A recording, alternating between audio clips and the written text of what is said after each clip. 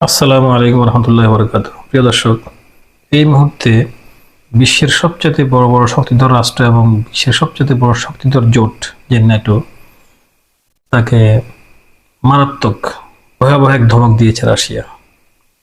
আজকে রাশিয়ার একটা টিভি চ্যানেলে রাশিয়ার প্রেসিডেন্ট ভ্লাদিমির পুতিনের সবচেয়ে ঘনিষ্ঠ একজন সাংবাদিক টেলিভিশনে একটা টক শোতে তিনি উপস্থিত হয়ে বলেছেন যে ইতিমধ্যে ন্যাটো ইউক্রেনকে বিভিন্নভাবে সমাজসলে সহযোগিতা করেছে এবং আমেরিকার সবচেয়ে ভয়াবহ অস্ত্রগুলি, মিসাইলগুলি এবং প্যাট্রিয়ট ক্ষেপণাস্ত্র সহ বিভিন্ন ধরনের ভয়াবহ ক্ষেপণাস্ত্রগুলি ইউক্রেনকে তারা সাপ্লাই দিচ্ছে এবং ন্যাটো একজোট হয়ে রাশিয়ার বিরুদ্ধে ইউক্রেনের জন্য মাঠে নামছে।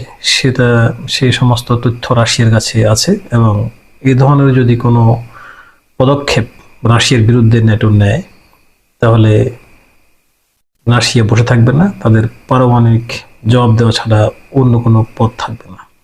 ইতিমধ্যে রাশিয়া তাদের সমস্ত পারমাণবিক মিসাইলগুলি তারা লোড করেছে, তারা রেডি টু ফায়ার অবস্থায় রেখেছে বলে ঘোষণা দিয়েছে এবং সর্বোচ্চ ক্ষমতাধর প্রেসিডেন্ট ভ্লাদিমির পুতিনের একটা ফোনের জন্য অপেক্ষা আছে।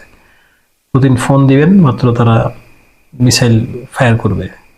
পারমাণবিক মিসাইল ছাড়া রাশিয়ার আর অন্য কোনো পথ খোলা নেই বলে তারা সাফ জানিয়ে দিয়েছে। এবং রাশিয়া শুধু এটা বলেই ক্ষান্ত হয়নি, তারা বলেছে ইউক্রেনকে সকল সহায়তার জন্য আমেরিকা দায়ী এবং রাশিয়াকে আক্রান্ত করার জন্য তারা সর্বপ্রথম আমেরিকাকে দায়ী করবে এবং এই ক্ষেত্রে আমেরিকা ও রাশিয়ার আক্রমণের প্রথম টার্গেট হতে পারে।